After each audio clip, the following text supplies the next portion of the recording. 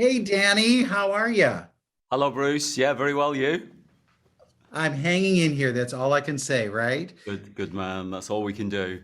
What is it about underdogs that you really like? Yeah, it's true. It's absolutely true. It's I spent a lot of my career doing interviews like this, talking about how I always try and do everything different, that each project is going to be different. But actually, when you look back, they're all the same. They're all about, virtually all of them are about an underdog. And the Pistols were classic underdogs. They were uneducated, illiterate in Steve's case, and pretty worthless, viewed as pretty worthless and vile. And yet they turned that opinion that society had of them into absolute gold. This music that detonated Britain. I mean, I don't know how it ricocheted around the world, really, but I know what happened in Britain is that it was a shift, an absolute shift, because it was rigid Britain. Absolutely. I remember it vividly. Did How it you change just, you? yes, I came from a similar background to them, and you followed your father in jobs, in terms of what you look like.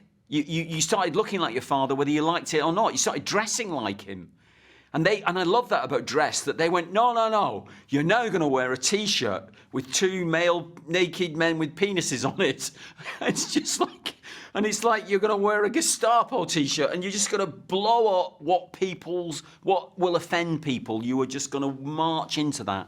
And they were doing it because they had to, in order to disrupt what was there. And what was there was deference. This terrible deference that your betters knew better. And they said, no, they don't. They just qualified. So they think they're better than you. They're not. What matters, as Malcolm said, is not whether you're qualified, it's whether you've got anything to say. Well, and, and, and that's why they put about that they couldn't play instruments, because they wanted to be proud of how unqualified they were. how In bad fact, they they could were, play, but in fact, right? they could play. Yeah. How do you do that with yourself now? Yeah, it comes across in the work. I think I kind of channel it into a kind of energy that, and I disrespect. Although there are fewer and fewer of them, I disrespect my elders. I think that's really important. You don't have to do it in a rude way, if you're not particularly drawn to being a rude person, but you don't do what you're told. Right? It's as simple as that. Well, you don't say you're not going to hurt anybody. That's important not to damage anybody, but it's also important to just not do what you're told. Yeah, basically. And I The still problem hold to becomes, that. though, there are no elders left. We become Yes, so old that we don't have anybody to disrespect, right? that's the only problem. That is the problem. Yes, I know it's true. Do you like this limited series kind of format? Is this better for you than just doing a film of them? I enjoyed it. It's very hard to hold it in your head because I directed the 6 episodes. I can hold about 3 in my head at the one time, and by that I mean I know exactly what I've shot and I know where it is, and etc. etc. You can't really do that with 6 hours. So you do sometimes you do think, have we shot that? I think we have. Have we shot it? It's a bit like that sometimes, which I don't just think is failing memory. I think it's that the load is too much. Whereas 3 hours, a regular film, 2 to 3 hours, you cut it down from 3 hours, but that's the amount of material you've got, is ideal. But obviously the opportunities are you can tell a story like this in the way we have, which is much more chaotic than any film could be.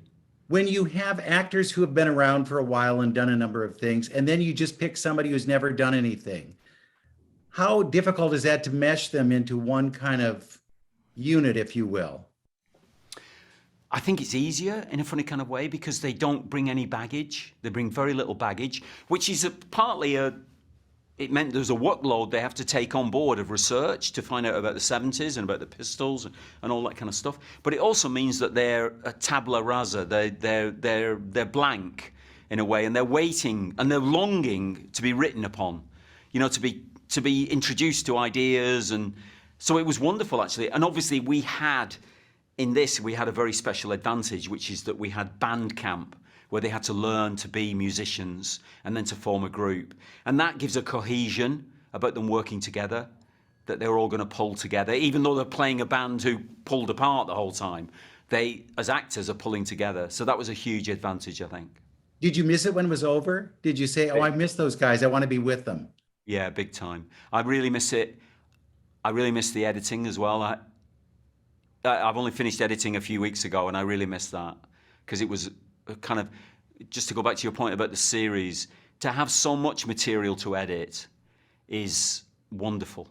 You know, it's a dream for a director and an editor. I had a great editor, John Harris, and it was very special to be able to edit that. So I did miss them when we partied with them, and we spent the last 2 weeks in Texas, traveling around Texas together on a bus. So it was a really nice way to finish it, gathering that material. But then I missed them again when I finished the editing, you know. Well, it's a great project, and it's so fun to watch. It's very fun to watch. So thank you so much. Oh, brilliant. Thank you. Excellent. Very nice to talk to you. You too.